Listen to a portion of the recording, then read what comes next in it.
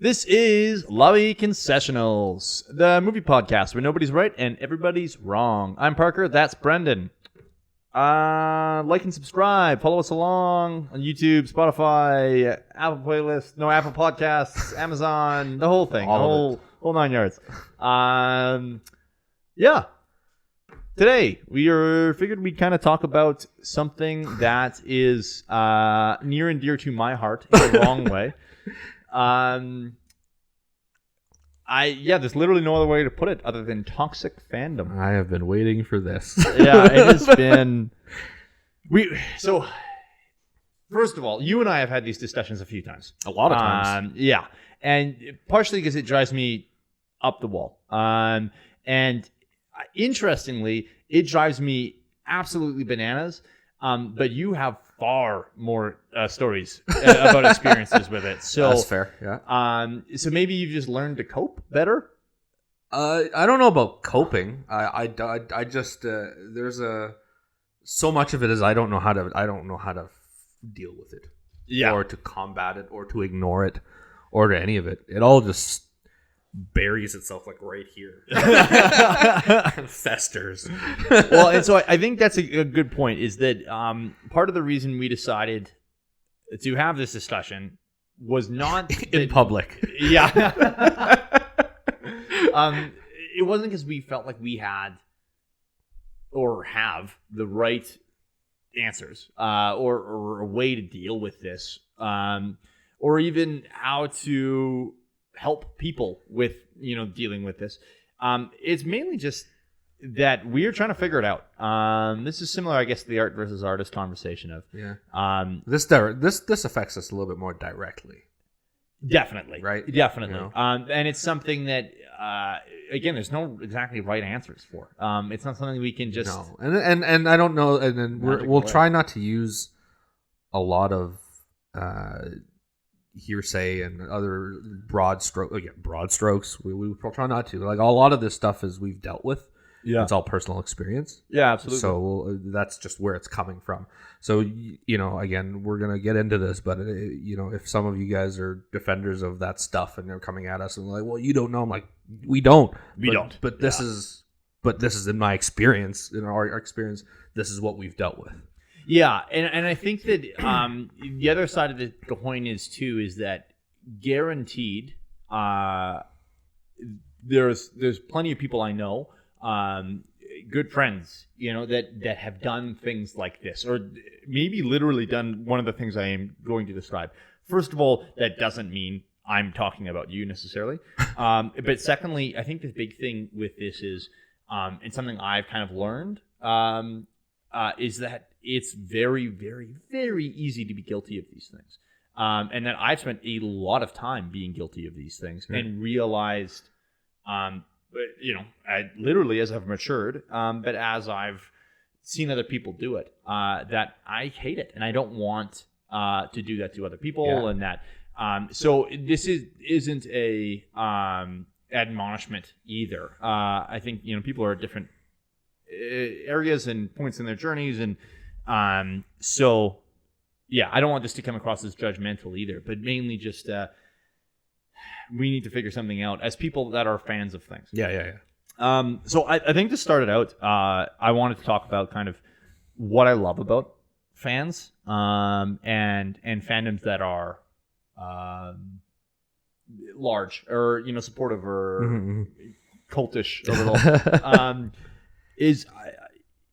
I got involved. I loved Star Wars when I first saw Star Wars, but I think the first time I went to a Comic-Con or heard about it, I saw the 501st. Yeah. And I thought that was so cool. Like, that's a army of stormtroopers in real life. Yeah. And the costumes look amazing. And, I've heard unfortunate things in some cases about that group. Yeah. But as a kid, and even, as now, as an adult, that loves things that in a lot of cases are meant for kids, it's great to see what passion about a thing can inspire and what people do with that. And, I was doing some research about this, and there was a bunch of Frozen fans that campaigned to get Elsa a girlfriend in the sequel. And that just seems, maybe a little strange that a bunch of, adults are campaigning for this. But ultimately, that's a force for good. Disney has been really weird about putting same-sex relationships into their films, and especially their films meant for kids. And I think fans putting themselves out there and making it clear that this is something that people want. Yeah. Whether or not that actually changed anything in the final film, which obviously it didn't. Yeah. At the very least, they other fans can see this and go, I'm not alone. Kids that it's not alienating. Yeah, absolutely. Yeah. So there's also the brown coats. It's that's the name of the Firefly fans, but there's actually been the Brown Coats Redemption was a fan film that was made for charity, but made by Firefly fans that were disappointed with the fact that the show got canceled and that maybe they weren't as happy with Serenity, or they didn't feel like the story was done, and I think that's, again, seeing what people do and what people turn these things into. I'm not a fan fiction reader personally, but there are people that do that, and clearly it turns into something. Like the first thing that comes to mind is someone wrote fan fiction for Twilight and it turned into 50 Shades of Grey. Maybe that's not exactly a force for good, but at the very least, she was successful. She became a author. She published multiple books and turned into a very successful film franchise. Being a fan of something is inspiring, and it gets people places. Unfortunately, half the time those places suck. This episode's going to just be the biggest butt. Yeah. So I decided to wear a Rick and Morty shirt today, just because, this is a movie podcast. We're going to talk about movies, but I want to touch on Rick and Morty really quick, just because it is the perfect example of toxic fandom to me. Partially because I think some people can kind of gatekeep the fact that Star Wars is meant for kids, or at the very least has children in mind. I mentioned Frozen already. That is a kids movie. Rick and Morty is not. It is squarely aimed at a more adult audience. And now, granted, there is some immature humor in there, and I'm sure that there's plenty of 14-year-old boys that love it just as much as I do. But it's definitely not a kids thing. Yeah. So I thought on some level that maybe there'd be a little bit of separation there. But Rick and Morty has some of the most toxic fans I've ever seen. And it's really upsetting to me. Because I love the show. I love the creators. It's kind of right up my alley. But I don't want to be associated as a Rick and Morty fan. Wearing this shirt is impossible. I don't wear this outside anymore. So you're just going to put it on the internet. Putting it on the internet. But it's tough because there was the whole Szechuan sauce thing. Oh my God! It was a write-off joke in one single episode of Rick and Morty that McDonald's picked up on, and they were smart and they embraced it from a marketing point of view, and they decided to do a Rick and Morty themed tie-in thing, but it was going to be limited time, limited edition, and there is video after video after video of grown men acting like lunatics in various McDonald's establishments. Why? Ugh. Yeah. So, anyway, my point is that people being fans of this thing has actively ruined the reputation of the show, or ruined part of the show for me. Yeah. I can't enjoy it as much because I know that if I mention I am a Rick and Morty fan and I try and talk about it, get lumped in. That's what I get associated with. Yeah. Ugh. Anyway, I need to touch on it really quick. No, it's good because I think that's a good, the lumping in part is a big deal. It's a huge deal, and it's a big one for me as well. I am, again, we're a movie podcast, but at this point, maybe this is a pop culture episode. Sure. I am not a fan of The Big Bang Theory. I'm just not. I don't think it's funny. I think it's, I don't think they're laughing with you. I think they're still laughing at you. As nerds, you as mean? nerds, Like as people who like pop culture Yeah, things. yeah. I don't think they do us any kind of service I or agree. any help. And I think if people find value in that show, more power to them. I will never ever discourage that. But when you know, I can go anywhere, and when people find out I like comics, I immediately get, oh, you're like the Big Bang Theory guys. Oh yeah, you're like Sheldon. I'm Sheldon. Yeah, And I hate it because at the end of the day, no, I'm what I like to think a high functioning, like a normal functioning human being in society. Yeah. And those guys are just not. And again, I like whether I don't want to assume that they have social issues or whatever like that. They do. Yeah. Right. But I don't. Regardless of whatever the problem is there, I don't want to be lumped into that. Yeah, absolutely. I just don't. So it's really tough to especially how widespread this stuff is now. Yeah, and you know, absolutely. like Rick and Morty is such a big thing. It The is. Big Bang Massive. Theory is such a big thing. Is it still a big thing? Is it still on? It's on syndication, but there's like a Young Sheldon show and some shit like that. Yeah, but like the main show's done, right? It is, but Okay. I mean, it's still like I would.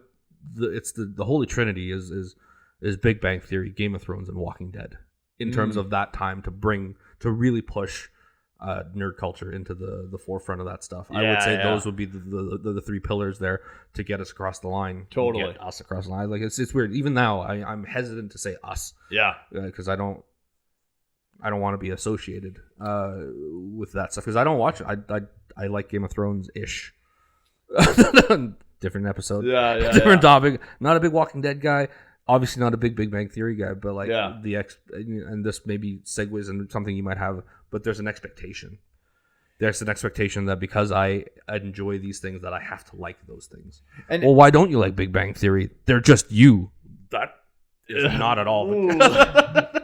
I think it's interesting too, just because probably previous, I don't know, maybe 20 years ago, 15 years ago, nerd culture was sort of all grouped together. Yeah. And so there was a point in time where it suddenly became okay to like these things, and that there was we're not like there was never okay to like these things, but it definitely used to be, there's a reason that there was the stereotype was nerds got bullied, nerds were losers at school.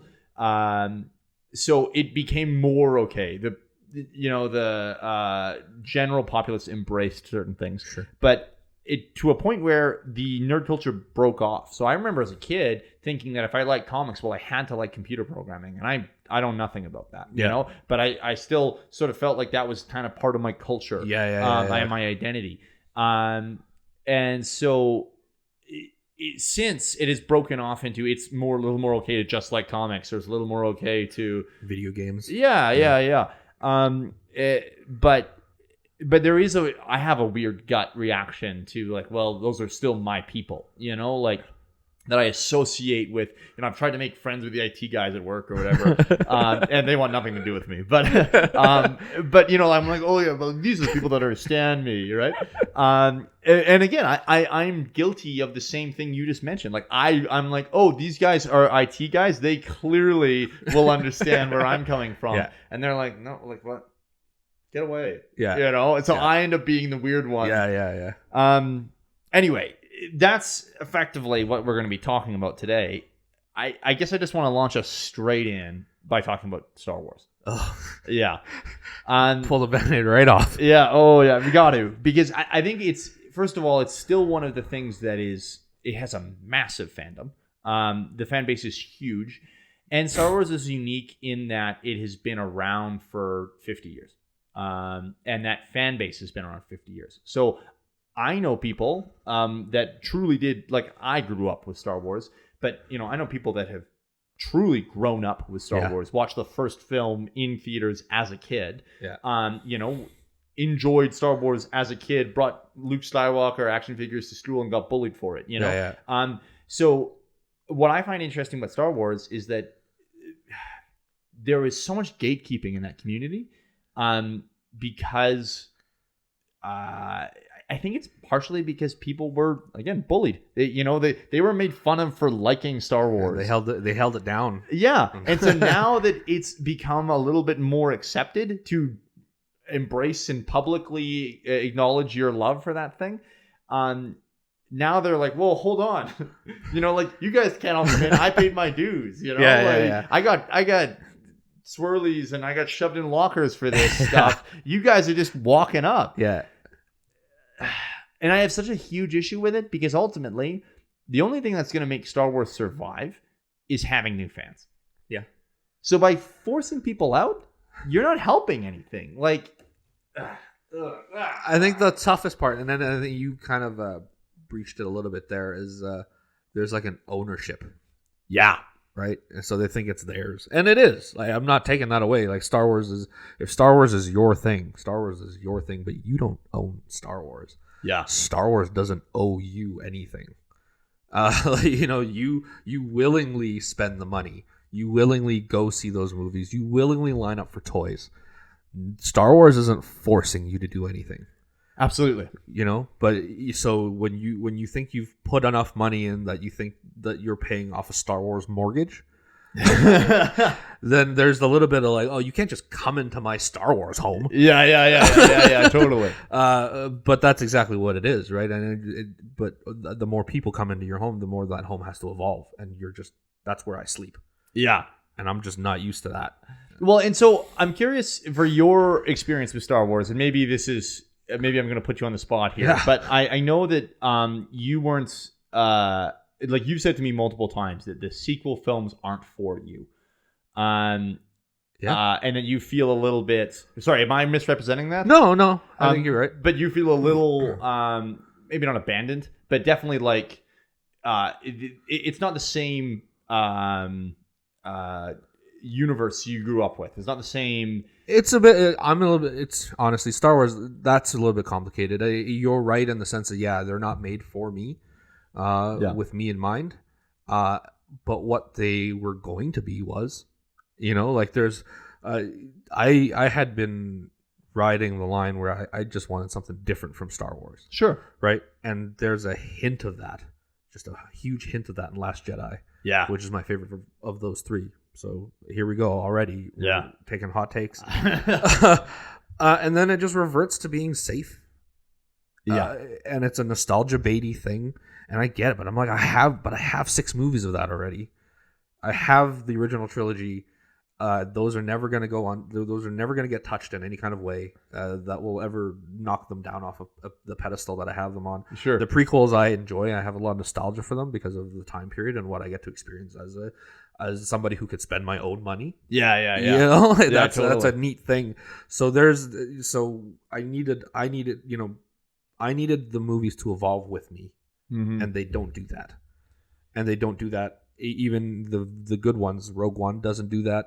It kind of gives me a little bit of a different feel. Yeah. And Solo is a safe movie again. And just like, I've seen those movies, but what you guys teased me with in Last Jedi and what I could have gotten is what I wanted. Yeah. So it's not movies for me twofold, because they made movies that were safe and were to bring in younger generations to sell toys and all that stuff, which is awesome. You're right, because that franchise lives and dies with new people. Yep.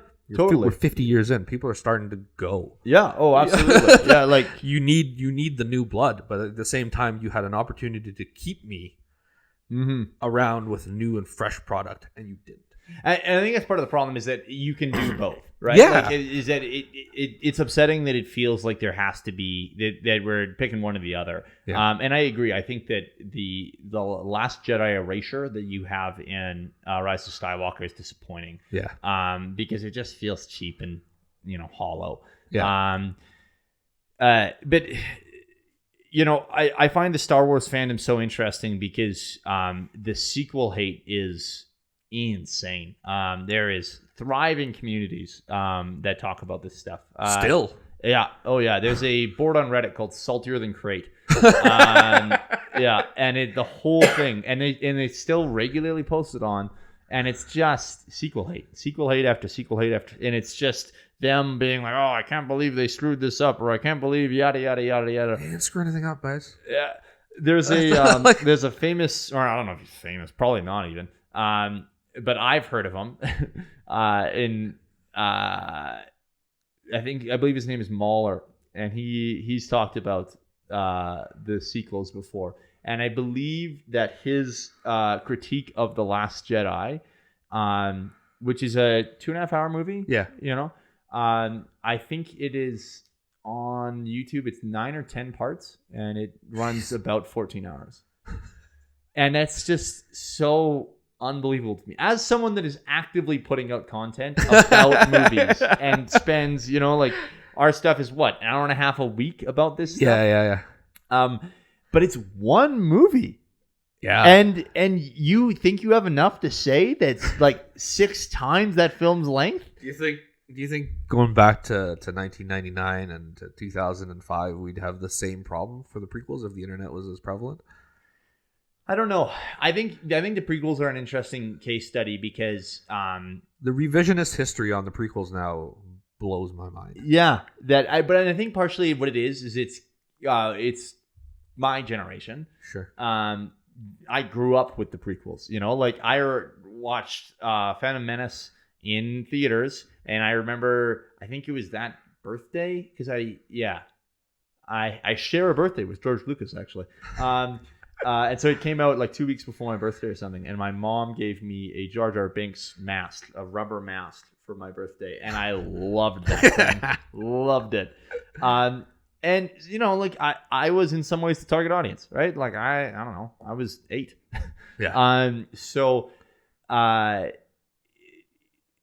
I have love for those films just because of that nostalgia, because I grew up with them. Yeah. And I think that's the thing. It's my generation, the people that did grow up with them and truly watched them when they were 12 and under, basically.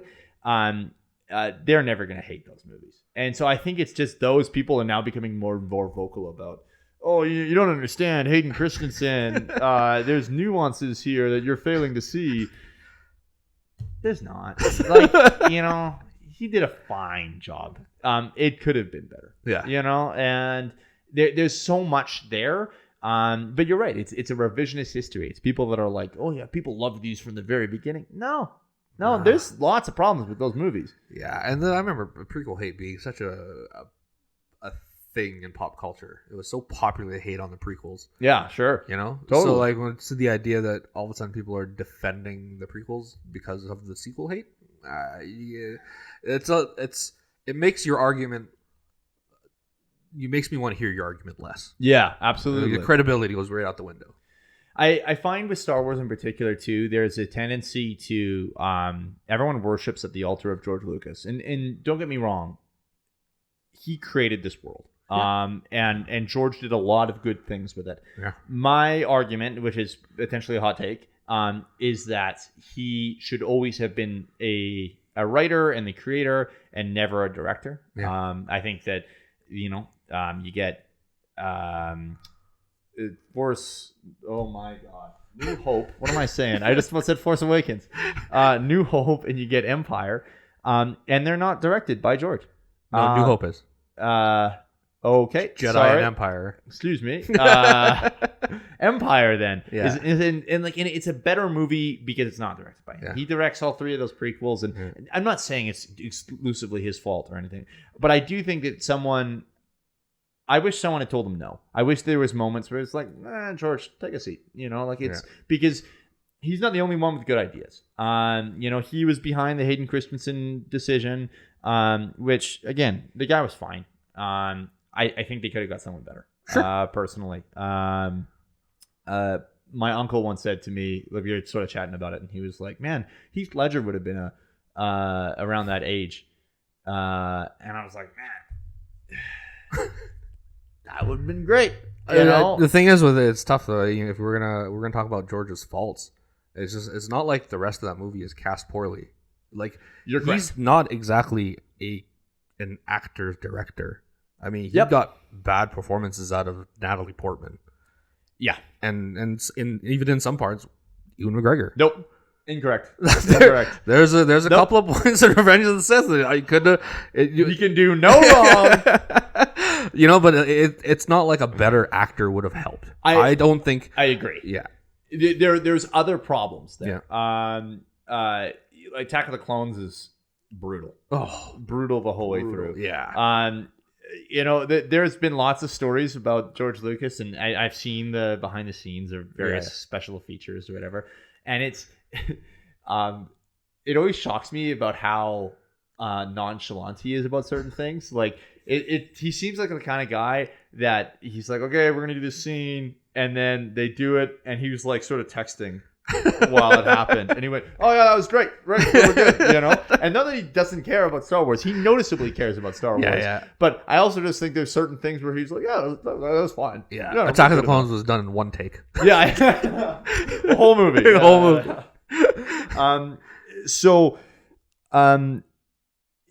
Star Wars is tough, and so I have an issue with people worshiping in the altar of George Lucas. Dave Filoni's taken over a lot of that mantle with Lucasfilm, and I think that like people look at him as the anointed one. He was the one that George was okay with as the successor, and yada yada. And then anytime anything goes wrong with Star Wars, it's Kathleen Kennedy's fault. And then anytime anything goes right with Star Wars, it's thank God Dave Filoni was there. And again, don't get me wrong, the guy has made good choices. I'm happy with I love Ahsoka. I think that her inclusion has helped Star Wars in a lot of ways. And I'm happy with the decisions they're making in terms of TV shows generally. So I'm not saying he's an idiot, but I am saying the guy's not infallible either. No. And it doesn't make any sense that people blame Kathleen Kennedy when everything goes wrong and then promote Filoni. It's my biggest problem in modern Star Wars is the cherry picking of fault blaming. Yeah, totally. At the end of the day, I don't get it. Why does Kathleen pick her spots? Yeah. If the Mandalorian is awesome, it's Filoni and Favreau all the way. It's because they didn't allow Kathleen to get on set and do things like that. And then Boba Fett fucking shits the bed and he's just like, well, Kathleen forced her way on set. Right? What are you talking about? It's the leaps in logic is insanity to me. Yeah, with the amount of content you're putting out, it's bound to be good and bad stuff. Yep. And the blame can fall on everybody. And that's the thing, is that Filoni and Kathleen are both executives within Lucasfilm. Yeah. Filoni is a creative executive. Sure. So theoretically, he should be more responsible for some of that. So don't get me wrong. I credit Feige when we talk about Marvel stuff. So I do think that Filoni deserves portions of the credit. But the fact is, Kathleen's his boss. So at the very least, she deserves the credit for putting him in that position and then making sure that he can continue to do his job properly. Yeah. Right? So anytime Filoni succeeds, he succeeds because of Kathleen. Yeah. And anytime Filoni fails, also because of, that's how being a leader works. And it bugs me because I have a hard time getting past the fact that there's so much misogyny on the internet. There's so much misogyny in Star Wars.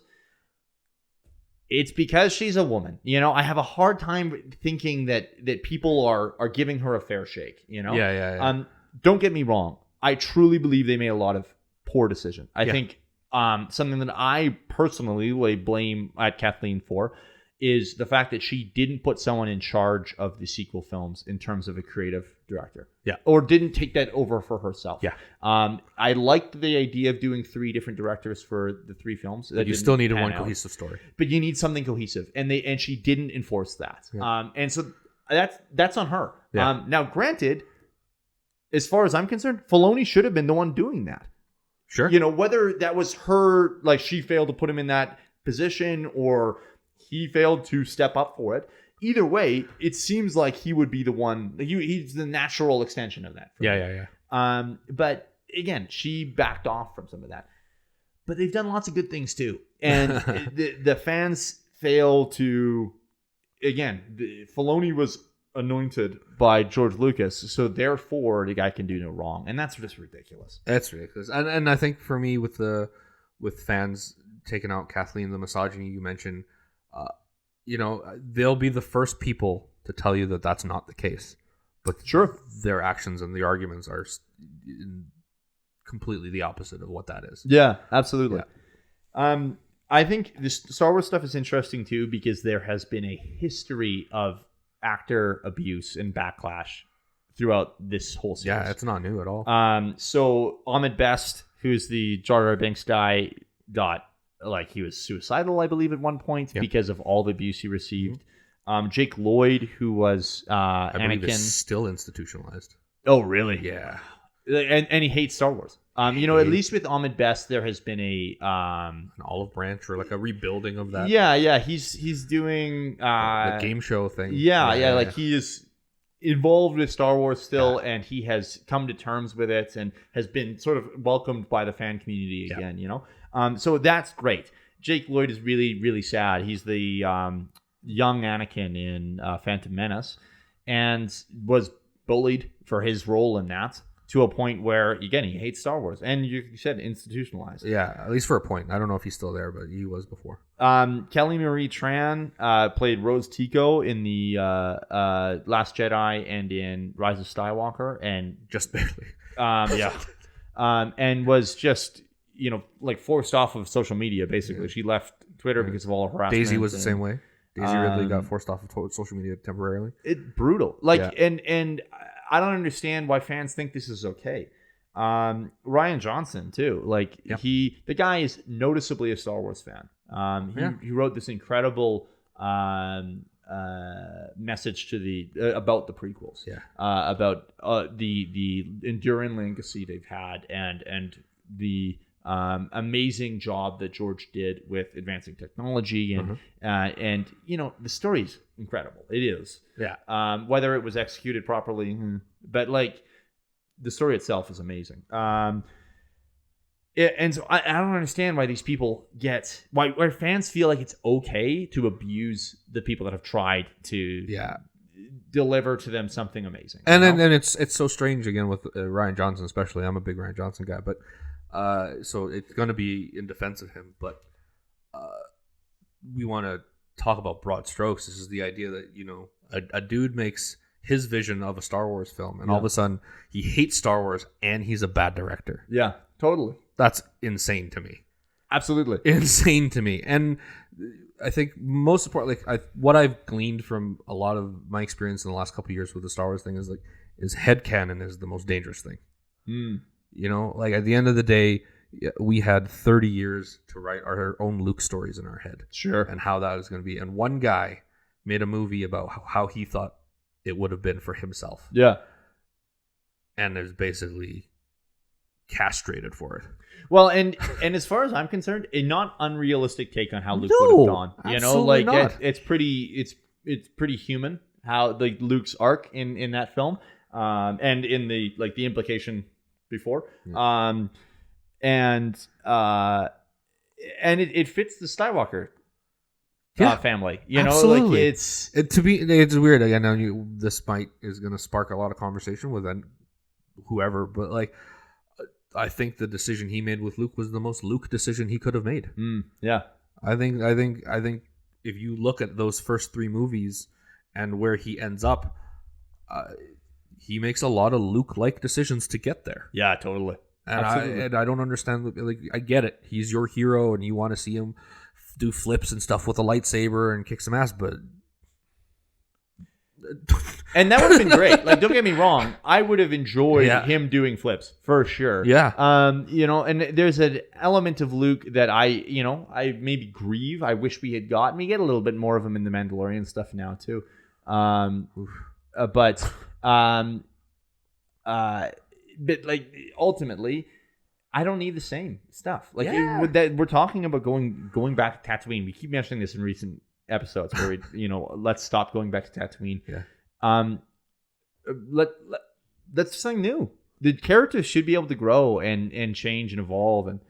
And what I find interesting about the harassment, though, is that all of those people are vocal Star Wars fans, or were. Grew up with it. Like Daisy Ridley's my age. Yeah.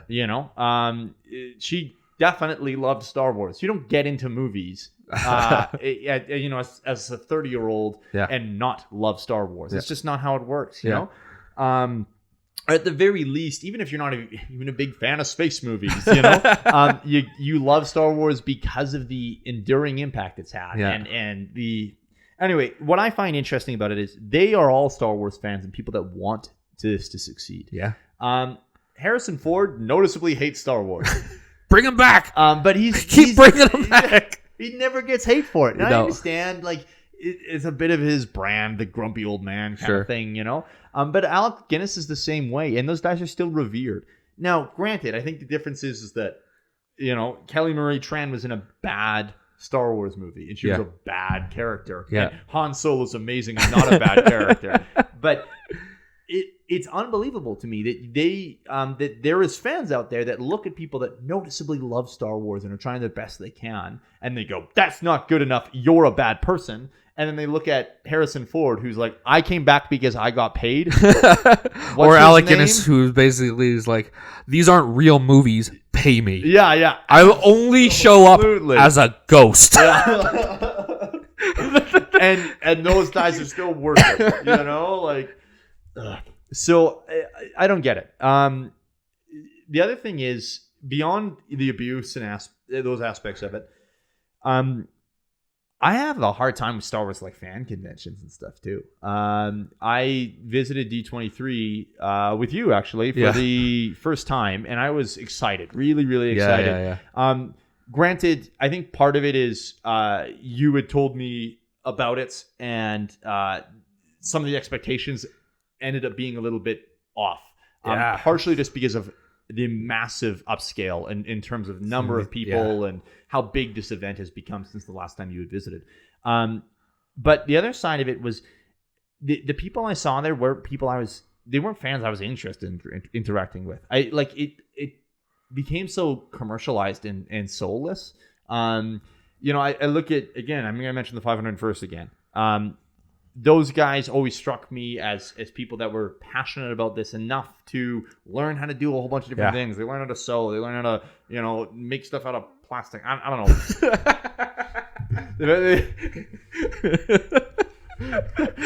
There's a better way for me to put that. Yeah, absolutely. But they learned a whole bunch of new skills just to be able to show up in a costume that's dope.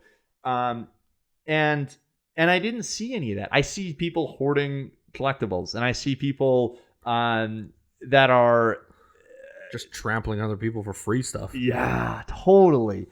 And you know, like, I've talked to people that refuse to believe I'm a Star Wars fan unless I've spent X number of dollars on merch or there's like a test you got to take. Yeah. And you got to show credentials, and then you got to show a whole bunch of things to get in. Yeah, it's like a purity test. It's insane. Yeah. It's dumb. And I don't get it. And I feel like I should be able to identify as a Star Wars fan, even if I haven't, you know, gone to Disneyland and been to. Yeah.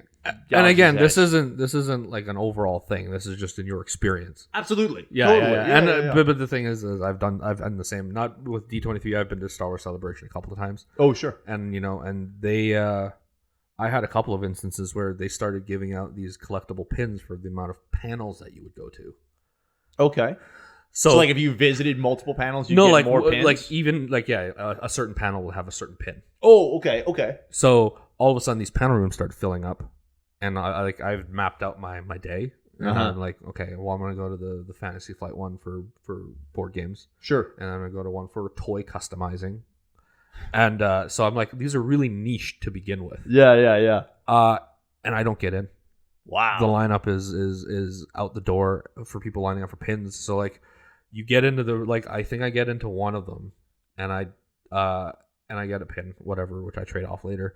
But I'm all the way in the back, and then 10 minutes into this panel, people start leaving because they're not interested. Because they're not interested in the panel. Wow. So. You know, again, it's just feeding this weird thing. The last one I went to was in Chicago, and right at the front of the entrance, they were giving out like bags, like tote bags. Oh, sure, and like Ziploc bags with like Star Wars things on them. Okay, cool. And they, you know, there was like a couple of ropes to like stop people from going in and wait until the thing. People just started hopping them. Oh, wow. Like 10 minutes before letting in, and just trampled the poor one lady that's standing by all these bins of free things. Wow. just to get in. I'm like, what are we doing? Yeah. What are we doing? This is insane. It's just a tote and some Ziploc bags. You know, in my experience at D23 is I had some issues with how it ended up being managed. Some of the line control and stuff was a little bit ridiculous in that, you know, I had stayed up and went to a particular panel, didn't end up getting in the panel. We decided, screw it, we're going to go and line up to get some pins and stuff. So we lined up at like 4 a.m. or whatever the hell it was. And then we get pulled over to the general hall.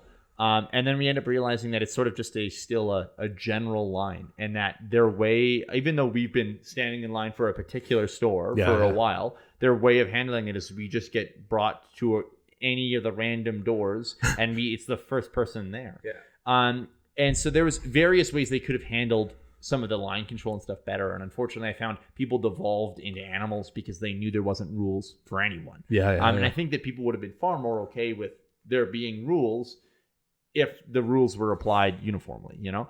And so I'm not saying this is a fans issue. Partially that was a event issue, and it was a poor event management. Yeah.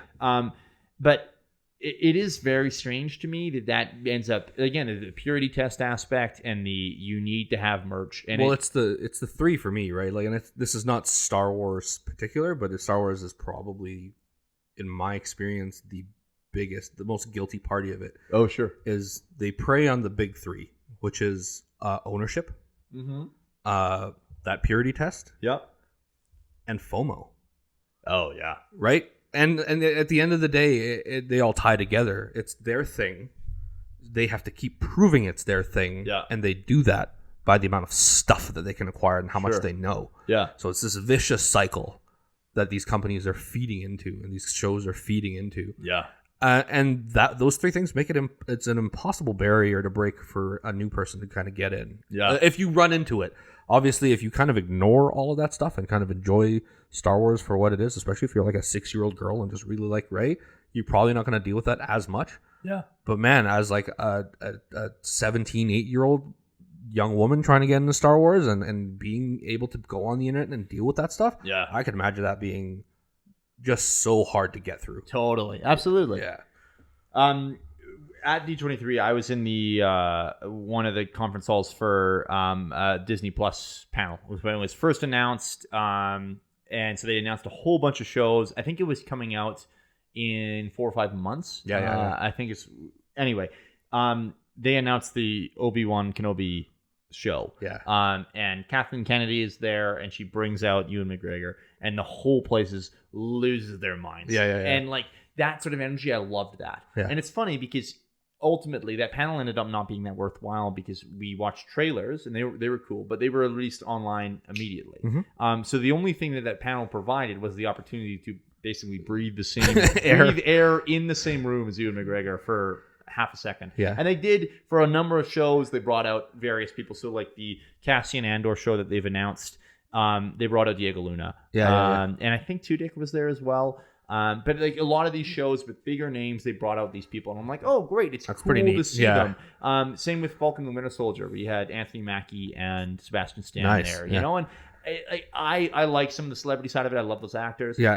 So I liked seeing that. But again, they walk out and then they leave. Like there wasn't like a Q&A with them or anything. But those things I still loved about fans because everyone's losing their minds. Yeah, you know? That's great. And it's the energy and the passion is exciting. But you push that a little bit more and then it's too much, you know? We've talked many, many times about the MCU, and I love the MCU. Yeah. I love those movies, and I've been a big fan of attending those shows, like the midnight, or they're not midnights anymore, but the very first show we can get to, basically. You know, I watched Endgame, the very first show I could get to, and the energy is different. Everyone in that theater is jacked to be there. And there's multiple moments in that movie where people lose their minds, and there's lots of people that make fun of the MCU fans for stuff like that. They're like, oh, they're clapping in the theater. Yeah. You know, the actors can't hear you, you know. but I love some of that energy. The climax of Endgame with the portal scene opening. Oh up, yeah, where people just. Like, or when Cap picks up the hammer and so even before that, the portals start opening up and people are like, you can just feel the tension in the room picking up. And again, it's dumb. I get it. It's not though. But I love it. It's not dumb. That's the thing. People being excited about something they care about, you know? Yeah, like, it's you. That's the problem. See, you thinking it's dumb is you being trained to think that it's dumb. I literally have goosebumps right now just thinking about it. And it absolutely is not. I'm not a guy that hoops and hollers at those things. But I love the idea of people getting excited for it. That's great, man. Yeah. Love the thing you love. Totally. So I hate the idea that you think it's a dumb thing. Well, and again, I say it partially to like hedge my bets with some of our audience, you know? And I understand why certain people don't like it, I guess. Yeah. And again, I'm not a hooting and hollering guy either. Yes, you are. Well, not generally. Not in a movie, typically. But Cap picked up that hammer, and I squealed for sure. There's just nothing that compares to that. And again, that's what I love about fans, and I love that about that passion.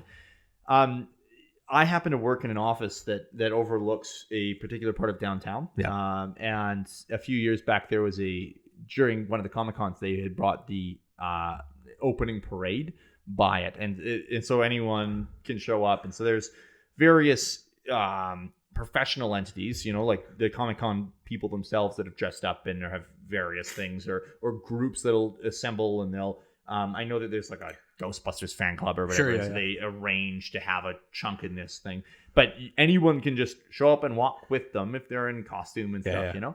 And I remember watching this and thinking this was super cool, and the parade was kind of walking by these windows from my office, but for half an hour. And my boss at the time, he was looking at this from his office, and he looks over at me and my coworkers, and he goes, "These are adults," and that's the kind of behavior that makes me go, "Oh, right, yeah, like this isn't totally okay," and then I like turtle a bit, you know, but. And that's the reason I'm like, oh, it's dumb, you know. I hedge my bets a bit, but at the end of the day, I love it.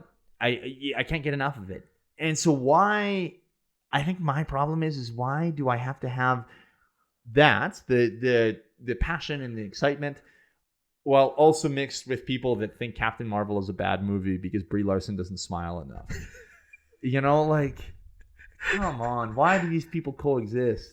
Like. Yeah, I mean, I've only recently found out that there are toxic MCU fans.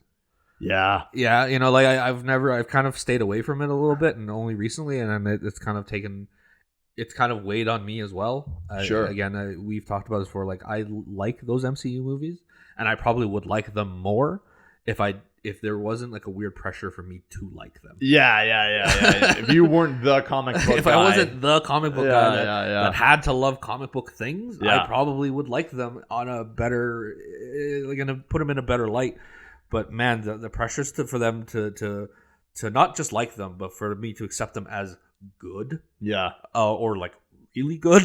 Totally. There's no in between. They're all fantastic. Yeah. Is insane to me. And we would say that word a lot to the insane and mind blowing, but I even dealing with it for as long as I have. I've been reading comics since I was 13. Sure. I lived through everything, and it's still hard to wrap my head around why it exists. The toxicity. Yeah, and I think that's part of the problem is that there's not necessarily a reason.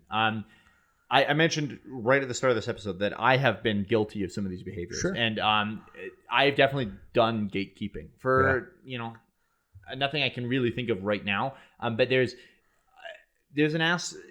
when you make something a part of your identity, you don't want it to be just handed out to anyone. Like, especially if you worked for it, you did XYZ in order to identify yourself as a fan, or an easy example that doesn't totally make sense, but is if you learn to play guitar, you say, I'm a guitarist. That becomes a part of your identity, and that's an important thing to you. And then someone walks up and then just takes your guitar and just starts hammering on it and goes, "Me too. I'm also a guitarist." You're like, "Well, no, I've put in, literally thousands of hours to learn this instrument. This is a part of my identity. Yeah. You can't also claim that same thing I have without putting in that work." Yeah. And so I see why people do that. But again, at the same time, you're not making any friends this way. And that's the thing is I found I've alienated people more often than I've, it doesn't do anything. If I say, well, I'm a Star Wars fan because I've done X, Y, Z. Yeah. Well, so what? No one's patting me on the back, like the hypocrisy of it is insane. It is really insane to me. Yeah. Like going back to the MCU stuff, it's just I remember very, very distinctly finishing the first Avengers movie. Sure. And then that end credit scene. Yeah. And I immediately the lights go, like Thanos turns around. Yeah. Credits start rolling, and without exaggerating, I sit in the back because I like the back parts of the theater. Without exaggerating, more than 50% of the theater phones are out, and they all Google the same thing. Who is at the end of Avengers? Who's the purple guy? Who's the purple guy? Because you can see the pictures all show up. So everybody's Googling the same thing, which I have no problem with. Sure, totally. Right? You want to know. That's a weird thing to have at the end of a movie, and there's no lead up to it or anything like that, and you just don't know. And then you get into conversations with MCU guys, and then they'll be like, well, no, that's actually part of the comics, and that's supposed to happen. I'm like, I know. Yeah. I know. And then I'll be like, well, but they do these things, and that's not in the comics. Like, yeah, but these are a different thing. That you can't pick and choose that. Yeah. That's the same argument that you're cherry picking your answer, or you're cherry picking what counts and what doesn't count to validate your place in this. And the whole point of the conversation is not to question your place in this. You have a place in this. We're all in the same theater enjoying the same movie. It's cool. Yeah, man, totally. I'm not telling you can't enjoy that thing, but you're telling me that I should be enjoying it in a certain way. Well, and it's funny you mentioned that, just because I have been guilty of the thing you were complaining about multiple times, and literally that exact same example. So I had no idea who Thanos was at the end of the Avengers. Sure. And I've liked comics for forever. I haven't read a lot of comics. Sure. And so had no idea. I remember asking a guy at the theater that was a comic guy, and he was like, "Yeah, it's Thanos," and he's basically like Space Hitler, And I was like, "Okay, cool." I'm on board now. Yeah. But I knew the stakes, and so, but I remember then seeing it with some friends. And then telling them as if I had known for years. Yeah. They were like, "Oh, man, who's that guy?" And they look at me because there's portions of my friend group where I am You're the comic guy. most knowledgeable comic guy. And so that has become a bit of a point of pride. I like that. I like that people ask me those things, So I have definitely, in some cases, gone out of my way to read comics about a particular character leading up to their TV show or their movie. In some ways, it's just so that I can answer those questions. Some ways I find I've really got enjoyment out of it recently, where I end up being able to, I feel like there's more depth to the stories then, and I'm like, oh, I see what they're trying to do. Unfortunately, as you've experienced many times, I think it also leads to more disappointment. Like there's chances they interpret a character in a way that you maybe weren't happy with. So but either way, it's so weird to me to hear you talk about that, because again, it is something I absolutely did because I couldn't be seen as not a comic guy. I couldn't not know. Yeah. So I try and catch myself on those things as much as possible, where I'm like, no. Yeah. Like, don't be shitty to people because they don't know. And it's okay that you don't. Comics have existed for 80 years. It's a strange thing too, right? Because again, we both like those things. And you enjoy being the comic guy. Mm-hmm. And it's something I've never, as much as I love them, which I do, I've never considered myself a comic guy. I don't go out of my way to tell people. I don't go out of my way to do, there's a weird self-awareness, and it's not like an ashamed thing. It's just a thing that I've done on my own. Yeah. Right? But if I was if I was 80% of real comic book fans, I would have taken that away from you years ago. Oh yeah, absolutely. You would. Years ago, but there's like a self-awareness. I'm like, like we do over the pandemic, we did the Marvel MCU rewatch. Yep. And you went out of your way to graciously do trivia every week. Sure. And and I'm like, in my mind, I'm like, it's just the thing that Parker likes to do. So don't let him have it. Like, and it wasn't like an ongoing conversation. It was just like an immediate, like, yeah, Parker wants to be the comic book guy. Just let him be the comic book guy. He gets so much happiness out of it. You don't get anything being it or not it. Mm-hmm. It doesn't affect you. Yeah, totally. So just let him have it. And like I said, it wasn't like let him have it like I wanted it. Yeah. I don't. Yeah, totally. Right? But like I remember somebody had asked us, like, is it weird that Parker's like handing out comic book knowledge? I'm like, no, man, I think that's rad. Somebody else is doing it, and it's obviously it's the thing that I want. Yeah, is sure. If you want to watch those movies and then start reading comic books, that's exactly what I want out of these movies. Is for people to read more. And if I can see it in action right there and then, why would I have a problem with it? Yeah. And I think that's the big thing, and where most fans need, or where I ended up realizing some of my more toxic behaviors. What do I want out of this? Because with being the comic book guy, I want prestige. I want to be seen as someone that is knowledgeable. But at the end of the day, no one cares.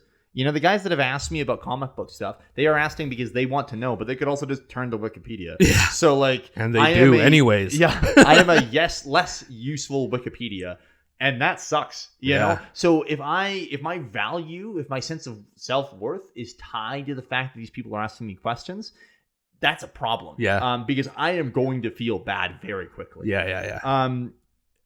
But you're right. It becomes about what do you want out of it. So if your intent as a comic book fan, if ultimately you want to draw people to this thing that you want to share what you enjoy with other people, then you are doing the right thing. Yeah. That, letting me take over and do the trivia and, be the comic book guy for a bit allows us to be able to connect on comics and allows, lets me grow in my passion of them. And so then we can have conversations about it again, as opposed to if you were to shut me down, none of that happens. Wouldn't have that. Yeah. All of it goes away. Exactly. Yeah. So I think so much of it comes down to people are toxic to others because of a sense of ownership, but also a sense of inferiority. Like that they, for sure. That's what defines them. And if without it, they are nothing. Yeah. And again, it comes down to what you want out of it, man. And truly, don't get me wrong. Like I have said, I have done these things. I'm guilty of doing these things. But it doesn't help. No, and the thing is it's not like I've not been guilty of them. I like sports. Mm-hmm. At the end of the day, sports fans arguably are the worst of it because they think it's normal. Yeah, it's normalized in sports, right? It's ownership of a team. Yep. Everybody else is inferior, and it becomes personal very quickly. Yeah, very, very quickly. To the point of, again, those players get harassed, and all those family gets harassed, and all that stuff, and it's brutal. But but fan to fan, it's bad. Sure. And so I think I've been caught up in that for sure. I used to live in Vancouver, and in 2011, I'm a big Boston Bruins guy. Yeah. Hence the hat. I just assumed that stood for Brendon. Brendon. God, I was so excited to make that joke. I said your name wrong. Jesus. And the Bruins were playing in Vancouver for the Stanley Cup final, and the Bruins won in Game 7. And, I could not wait to rub it in.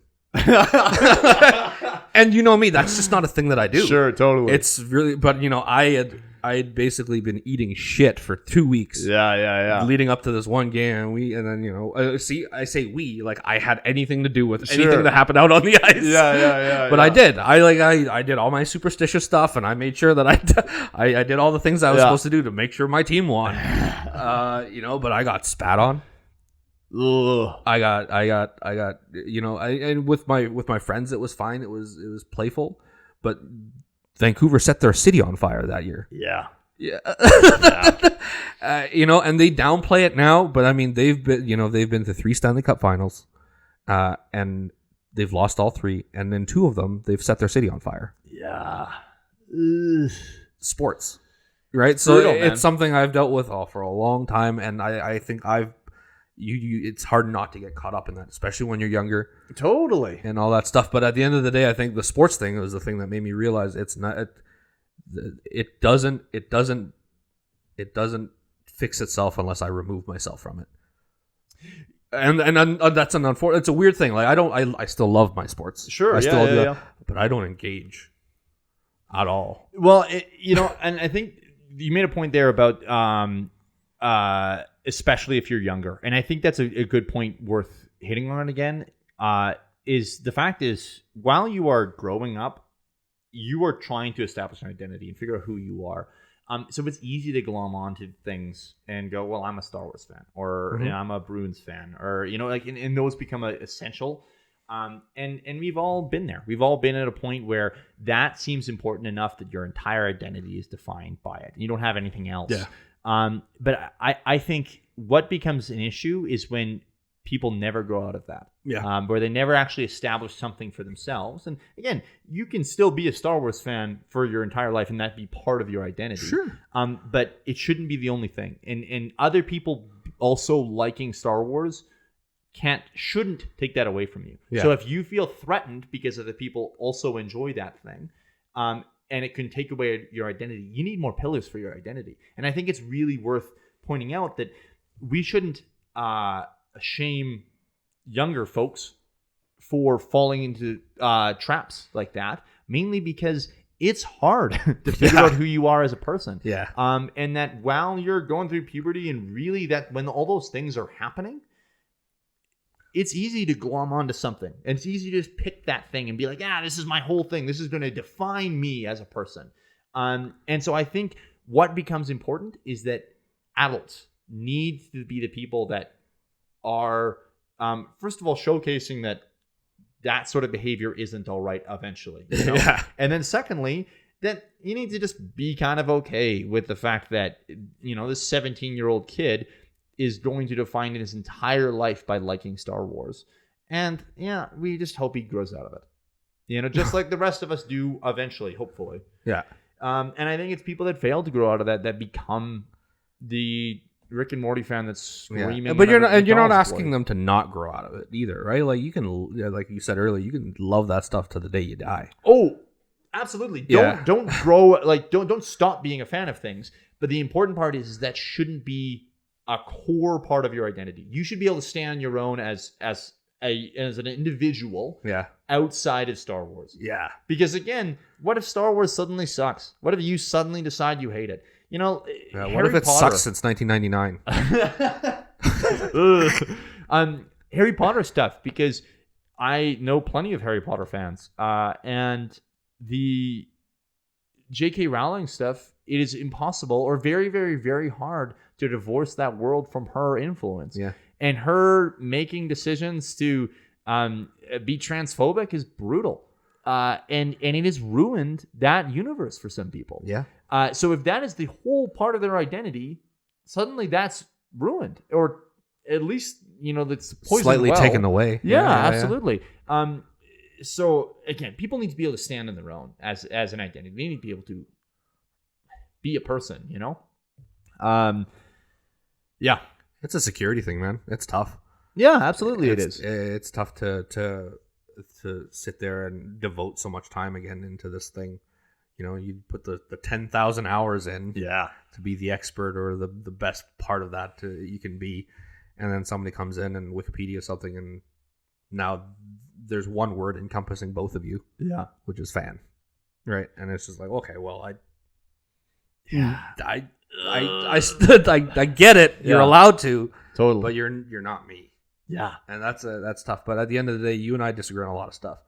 But I'd rather have those conversations rather than just to be like, I'm just not going to hang out with you anymore. Yeah. Well, and speaking of you and I, like I mentioned in a previous episode that I just saw Seven Samurai for the first time. Yeah. And I started a movie podcast Like, I am a host of a movie podcast and hadn't seen Seven Samurai into the middle of filming. Talk about Like talk about putting yourself out there. Yeah.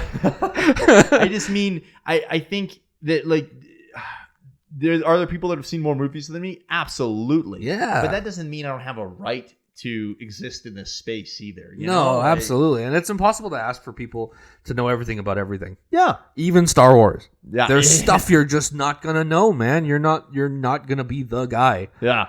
George Lucas isn't the guy. He Noticeably. probably knows less about Star Wars than anybody at this point. It's just not gonna happen. You're not gonna be the Star Wars fanatic you think you are. Yeah. So. And like really, if you end up in this hypothetical world, if that guy ends up being number one, again, maybe But I mean, maybe don't be a dick about it. Honestly, though, if there is a hypothetical where there is a number one, then I think we've failed somewhere when we're measuring it. That's a good point too. Yeah, absolutely. And even the number ones, like again, don't be a dick about it because there's lots of people. There's a guy that's collects things. He lives right near Skywalker Ranch. I'm sure you know of this dude. He has the biggest Star Wars collection. Yeah, Rancho Obi-Wan. Ranch. Yeah, that's the one. Yeah. And as far as I've heard, that guy's nice. Yeah, he's great. He's a good dude. Yeah. And like that's great. He could be a dick about it. Oh no. Yeah. Like, that's why all those Jeopardy guys don't have friends. They all look like serial killers. You hear me, Ken Jennings? Yeah. You look like you caused trouble somewhere from somebody. Yeah. Well. Yeah, that's pretty much it for me. Do you have anything else to add? No, but I imagine we'll probably do one of these episodes once every 10 weeks just to get off our chest. Yeah. I don't see this being the end of it for sure. There was a bunch of things I still have written down here that we could have touched on. Well, there you go. And didn't. So yeah, we might Unlimited content. This. Oh yeah, no kidding. We'll rename the podcast. All right, folks. See you next week.